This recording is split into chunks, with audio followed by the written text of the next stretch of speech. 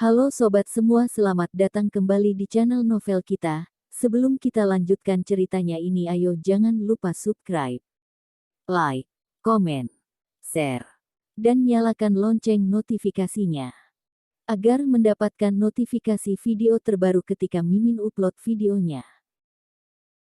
Dr. Stranger Thomas Kin, bab 397 ganti rumah. Kenneth tetap menggandeng tangan Thomas dan menambah kekuatan gandengannya. Kali ini, kalau ganti jadi orang biasa, minimal patah tulang. Thomas mengerutkan keningnya, tidak menghiraukan sikapnya, orang ini malah makin keterlaluan. Jari Thomas tiba-tiba mengeluarkan tenaga. Seketika, Kenneth merasa, handuk di tangannya tiba-tiba berubah menjadi penjepit besi, tiba-tiba jadi keras. Genggaman Thomas lagi-lagi menguat dan langsung membuat tangan Kenneth merasa tekanan yang sangat kuat, bahkan bisa terdengar suara gesekan tulang-tulang. Seketika, kening Kenneth berkeringat dingin, seiring dengan bertambahnya kekuatan genggaman Thomas, sosok tubuh Kenneth semakin lama semakin membungkuk. Kalau terus seperti ini, mungkin dia akan berlutut. Di saat Kenneth bersiap-siap berteriak, Thomas pun melepaskan genggamannya. Karena bagaimanapun Kenneth adalah tamu keluarga Zhu, lebih baik menyisakan sedikit harga dirinya. Kenneth menghela nafas lega dan langsung mundur beberapa langkah, tangannya disembunyikan ke belakang, dia tidak ingin orang lain melihat tangannya sedang gemetaran. Dia mengelap keringat dingin di keningnya, dan berpura-pura seperti tidak terjadi apapun. Nicholas Zhuang juga tidak melihat keanehan putranya. Dia berpikir mereka hanya salaman biasa. Lydia, keluarga kalian sudah bertahun-tahun tidak pindah rumah. Lydia membawa sedikit buah dan meletakkannya di meja, kemudian berkata, pindah rumah. Sekarang ini perumahan sangat mahal, mau pindah rumah butuh terlalu banyak biaya, lagi pula kita sudah terbiasa tinggal di sini. Nicholas tertawa ringan, tidak boleh begitu. Hal-hal seperti rumah pasti akan semakin lama semakin mahal. Kalau kamu tidak pindah sekarang, mungkin di masa depan sudah tidak mampu pindah. Lydia mengerutkan kening, dengar kata-katamu ini, maksudmu, kalian sudah pindah. Nicholas berkata, benar, sudah pindah, mau pergi lihat-lihat. Boleh, ayo, kita pergi lihat-lihat. Lydia juga sedikit tidak mau kalah. Dalam hati berpikir setahun 2 tahun tidak berhubungan, Nicholas ini memangnya bisa pindah ke rumah yang sebagus apa. Dua keluarga ini pun menyetir sampai ke tengah kota, mereka ke sebuah area villa bernama Jade Palace. Lydia mengerutkan kening, Nicholas, kamu pindah ke villa.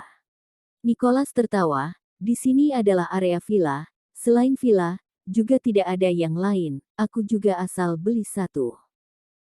Nicholas berbicara dengan sangat santai, berpura-pura seperti tidak peduli, seakan-akan kapanpun dia bisa membeli villa besar tanpa berpikir. Begitu masuk ke area villa, wajah Lydia pun berubah muram.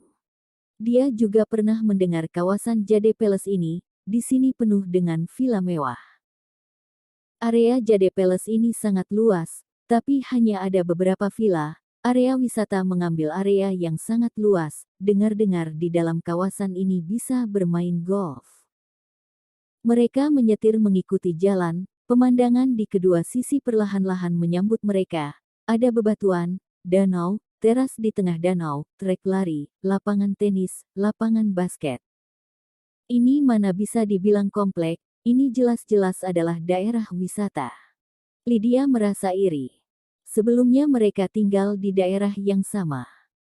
Namun sekarang Nicholas sudah pindah ke rumah yang begitu bagus, tapi mereka masih tinggal di bungalow kecil, begitu dibandingkan benar-benar sangat berbeda.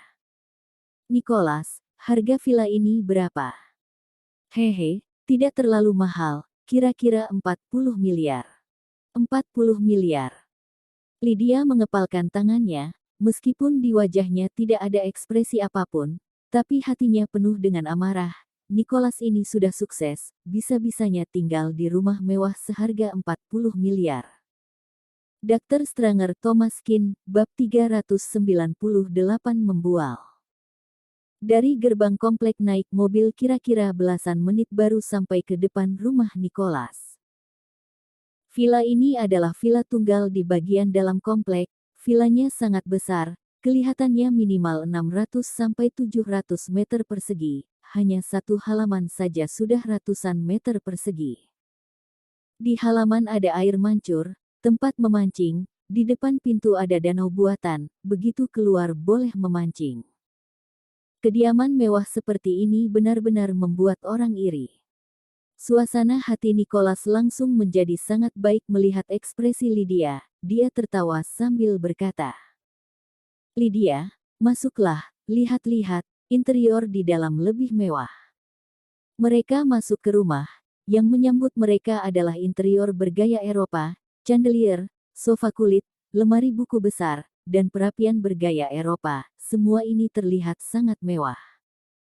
Nicholas berkata sombong, "Bagaimana, bagus, kan?" Lydia tertawa dingin di dalam hati, "Lumayan." "Heh, Lydia, kamu juga tidak perlu terlalu iri. Dengar-dengar kondisi perusahaan Melissa akhir-akhir ini juga lumayan bagus. Mungkin saja beberapa saat lagi kalian juga bisa pindah ke villa tunggal kecil. Meskipun tidak bisa dibandingkan dengan villa di Jade Palace ini, tapi bagaimanapun sudah lebih baik daripada orang biasa." Mendengar kata-kata Nicholas, Lydia langsung emosi. "Apa maksudnya? Kalian tinggal di rumah mewah, tapi kita hanya bisa lebih baik sedikit daripada orang biasa. Pamer ke siapa? Rumah ini memang bagus, hanya saja terlalu besar. Keluarga kita tidak sebesar itu. Mubazir tinggal di rumah sebesar itu." Nicholas tertawa.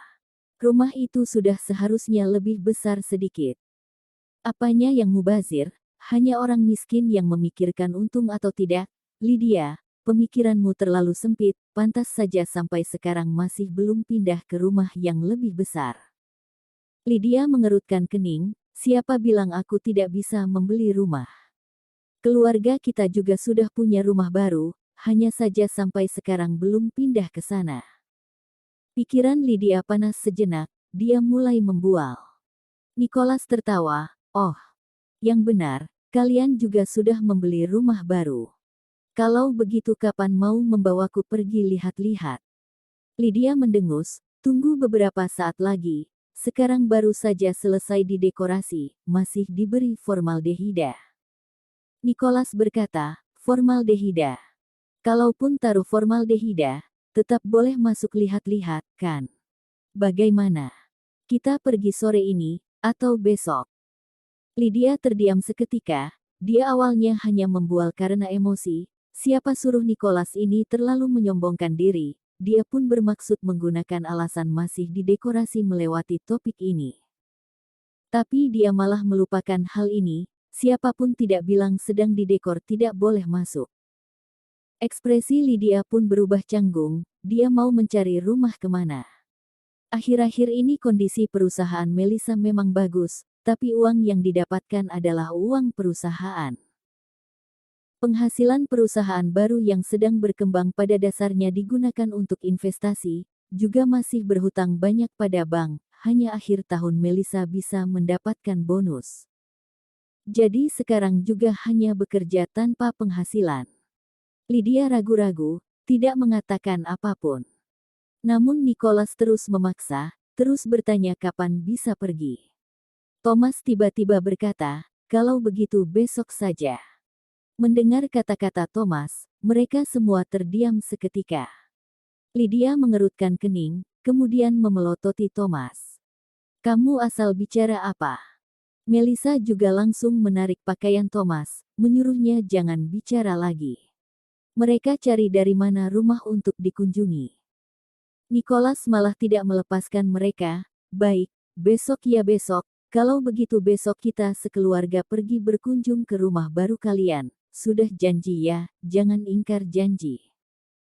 Lydia sudah tidak punya keinginan melihat-lihat rumah Nicholas. Di perjalanan pulang, Lydia marah sampai hampir memarahi orang. "Thomas Kin, kamu sengaja mencelakaiku kan? Untuk apa kamu sembarangan bicara? Bersambung.